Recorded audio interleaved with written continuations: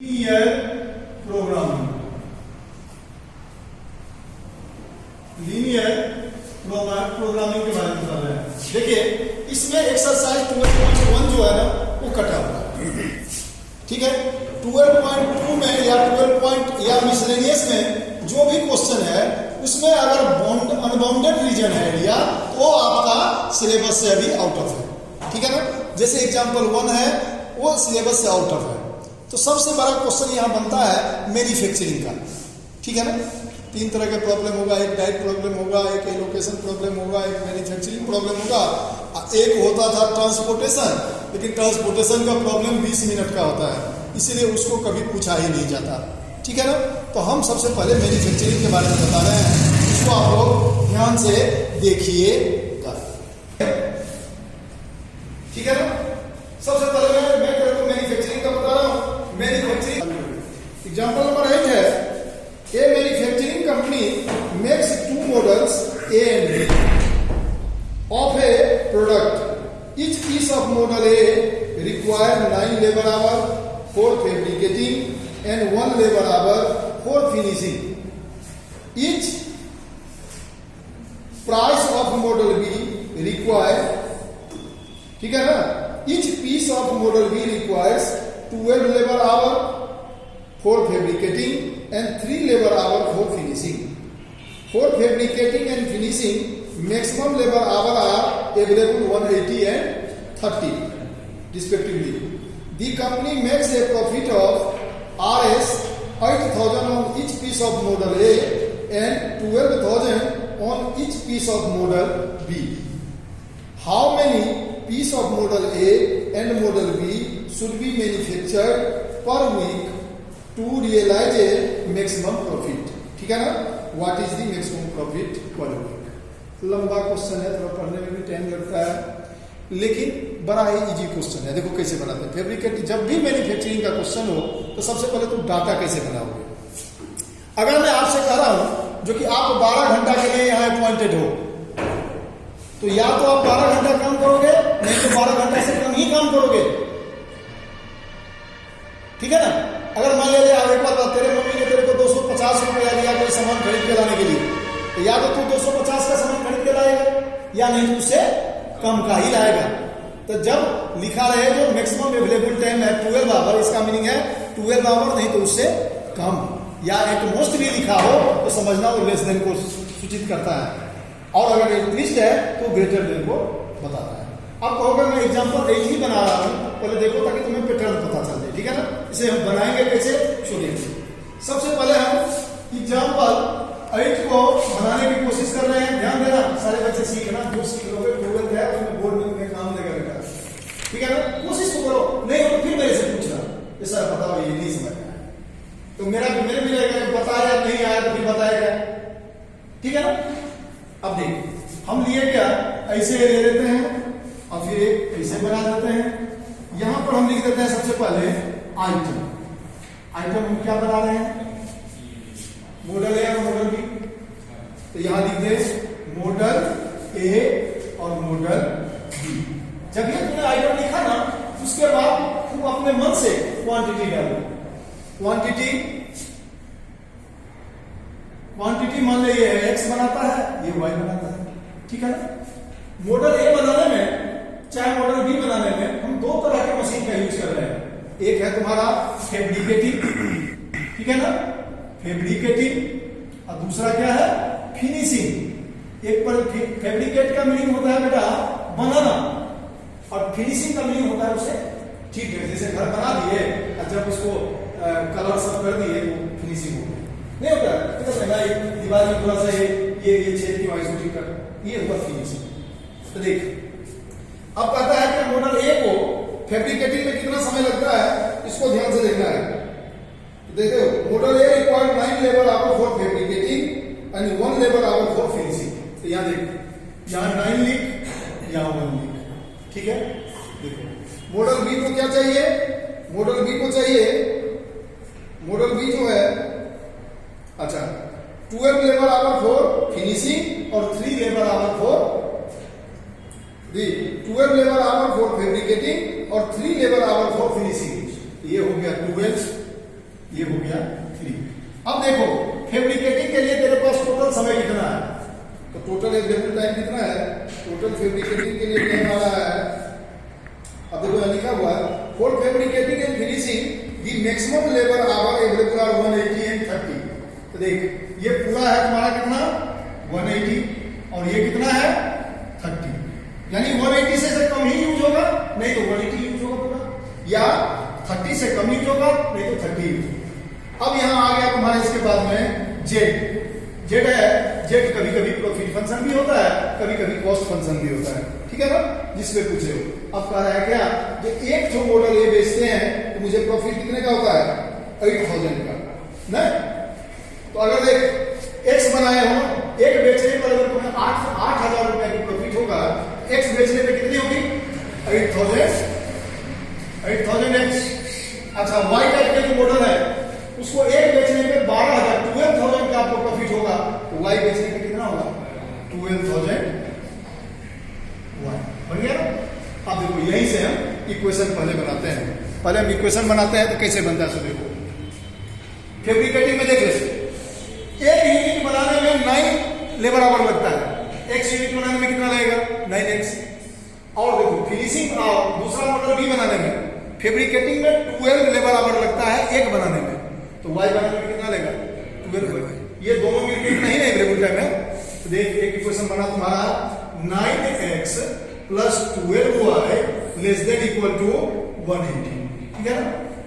इसको अगर छोटा करना चाहो कर देते हैं, क्योंकि 3 दोनों में कॉमन आ रहा है, 3 से अगर डिवाइड कर देंगे ये हो जाएगा 3x plus 4y less than equal to 60, इसे लिख दे फर्स्ट इक्वेशन, ठीक है।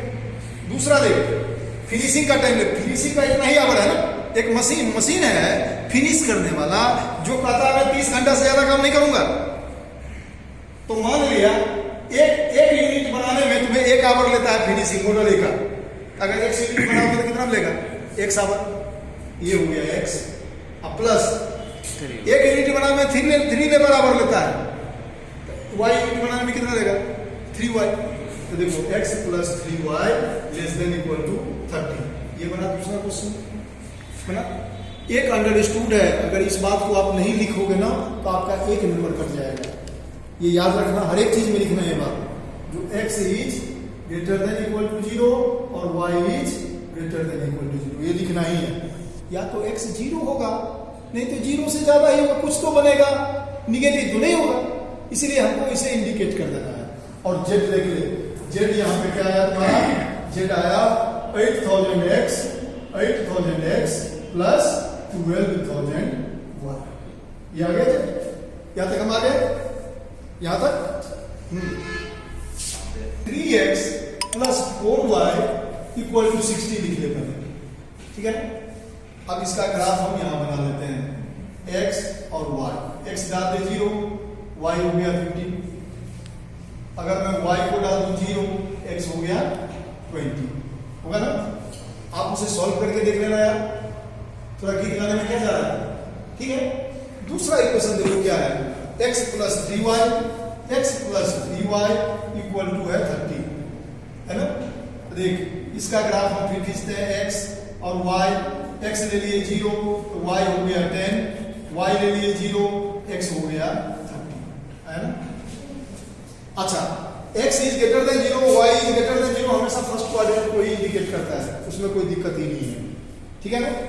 अब देखो ये दोनों क्वेश्चन बना, एक ग्राफ बनाओ चीज सीख, अगर लेस देन है इस लाइन से हम इधर की तरफ आते हैं ओरिजिन की तरफ, अब ग्रेटर देन है तो बियॉन्ड द ओरिजिन जाते हैं, बाहर जाते हैं, ग्रेटर देन में बाहर, लेस देन में टुवर्ड्स द ओरिजिन, ठीक है। तो समझ में आ गया, 11th क्लास में भी ये बात मैं बताया हुआ हूं।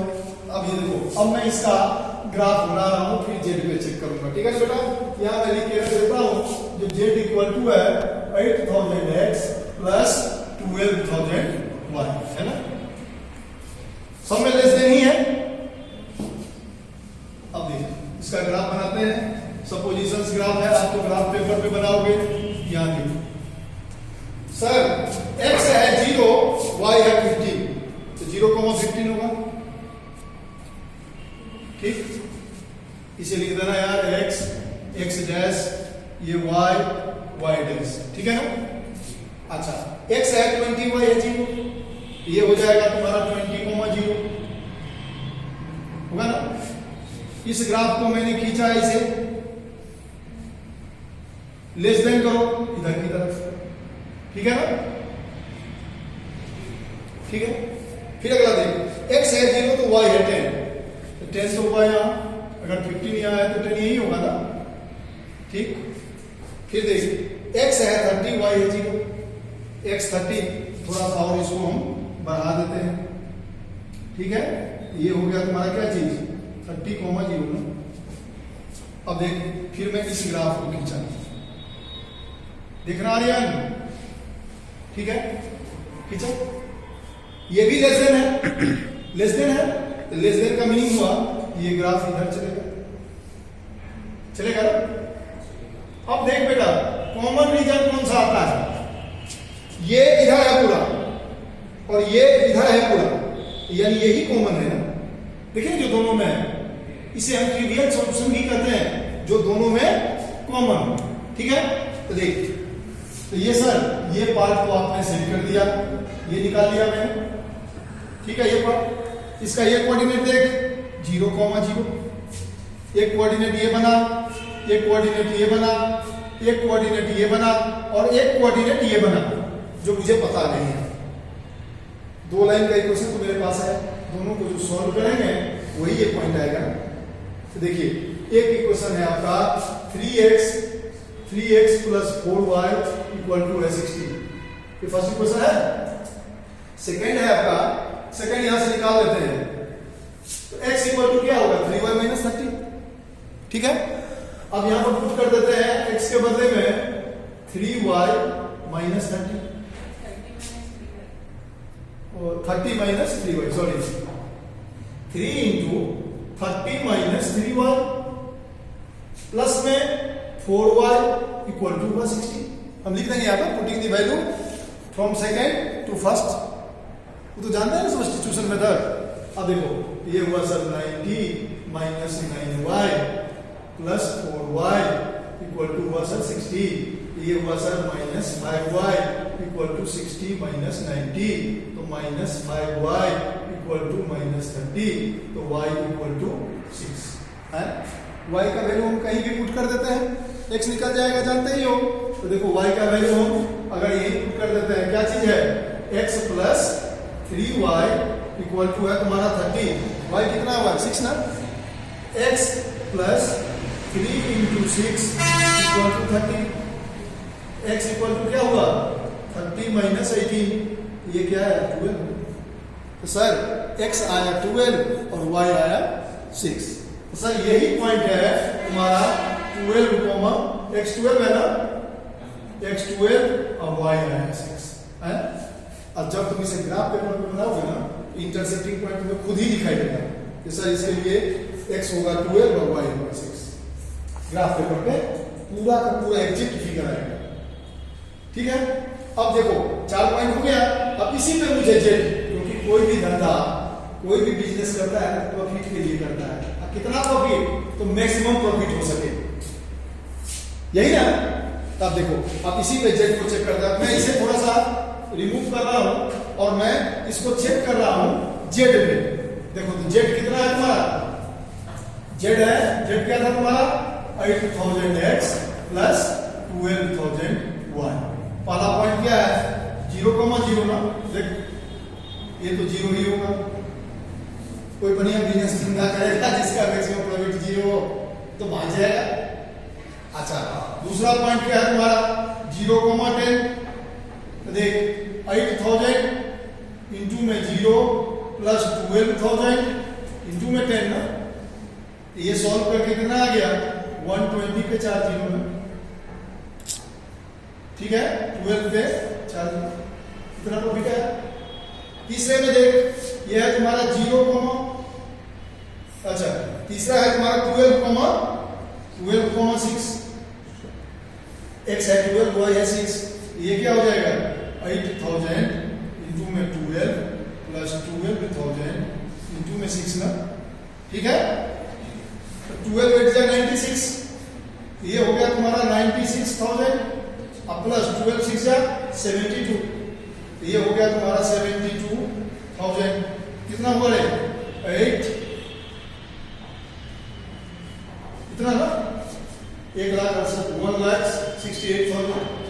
और फोर्थ क्या पॉइंट है, फोर्थ है तुम्हारा 20,0, तो ये देख ले ये है तुम्हारा 20,0 पे चेक करेंगे सर, तो ये हुआ 8,000 इंटू में 20 प्लस में 12,000 इंटू में 0, तो सर ये हो गया 16 पे 4 0। इसमें आया 1,60,000 रुपया, एक पे आया 1,68,000 रुपया, इसमें आया 1,20,000 रुपया, इसमें आया 0। अगर वो मैक्सिमम प्रॉफिट की बात कर रहा है तो यानी कहने का अर्थ हुआ अगर वो 12 आइटम एक्स का बनाए मॉडल ए का और 6 आइटम मॉडल बी का बनाए तो उसे मैक्सिमम प्रॉफिट होगा, ठीक है ना। तो उसकी मैक्सिमम प्रॉफिट कितनी हो जाएगी, उसकी मैक्सिमम प्रॉफिट हो जाएगी 1,68,000।